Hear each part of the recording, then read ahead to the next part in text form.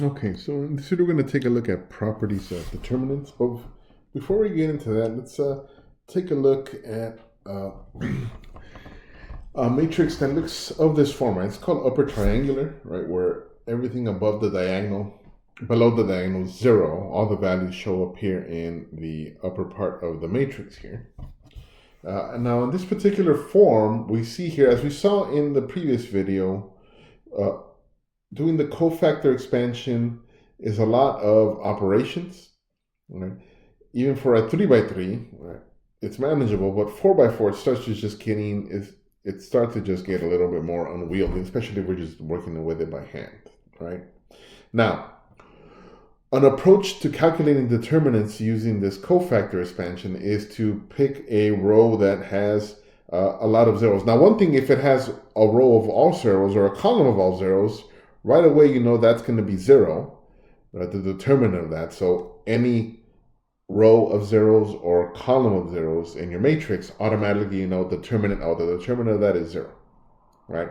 And because you would just choose that row to expand to simplify your calculations. And again, it wouldn't matter what other row you choose, you'd come to the same conclusion. You just have to do more operations, right?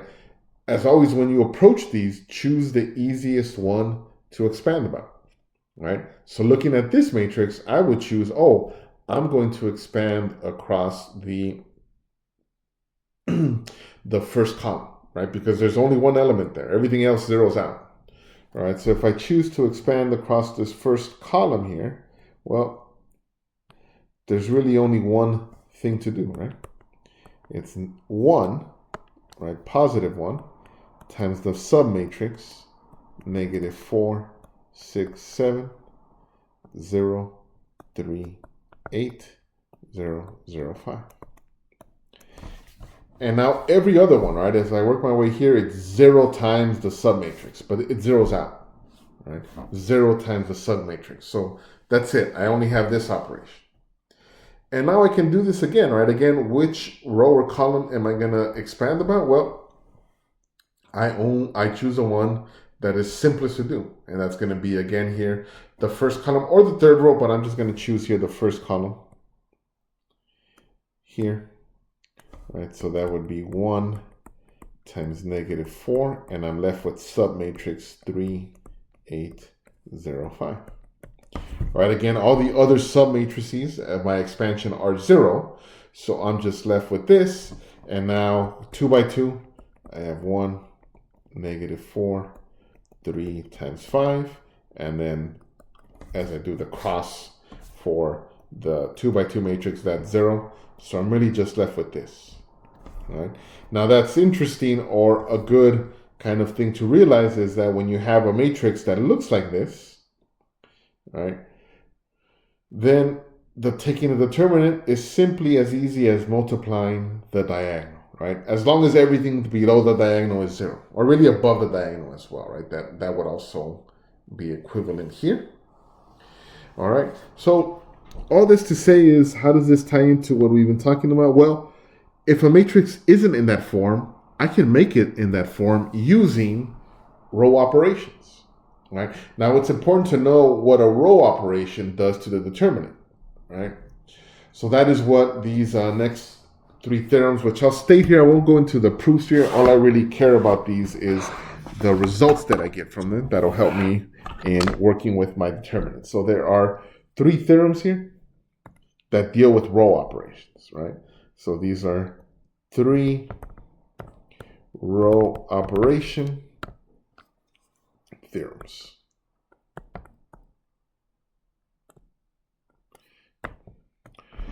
Okay, so the first one is theorem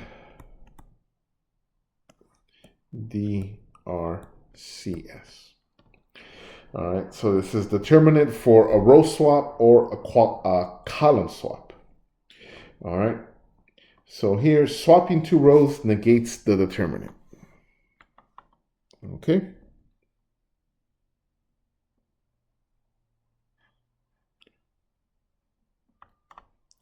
So again here, row / column swap.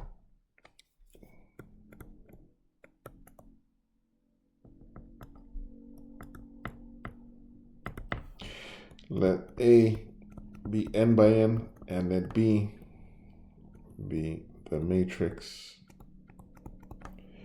obtained by swapping rows in A. So if that's the case, then the determinant of the determinant of B is just negative determinant of A. Okay, so if you swap two rows in a matrix A, the determinant of the resulting matrix is just the negative of the determinant of A. All right, so that's our first row operation. So theorem DRCN. So again, let A be n by n, and then B is the matrix that you arrive at by multiplying a single row by a scalar alpha. B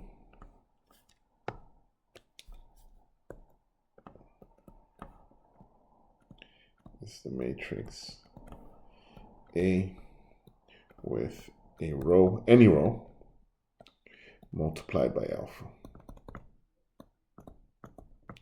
So that you scale it, then you scale the determinant as well. Then the determinant of B is alpha times the determinant of A. A single row, right? Just keep that in mind, right? That alpha is if you multiply one row by this scalar of alpha. All right, now our third row operation, theorem D, the above is DRCM, this one is DRCMA. All right. Okay, and then here is row or column multiples in addition, right? So A again, n by n, and then B is the matrix obtained by adding a scalar multiple of one row to another. A scalar multiple of A to another row of A. This actually does not change the determinant. The determinant of B is equal to the determinant of A. All right, so I can multiply a row and add it to another one, and don't worry about what it does to the determinant because it remains unchanged. The only thing that's going to change it is if you swap rows or if you scale one row, right? Or any row, right? You could do several rows, but if you scale them, that will affect the determinant, right? Scaling scales the determinant. Swapping negates it, right?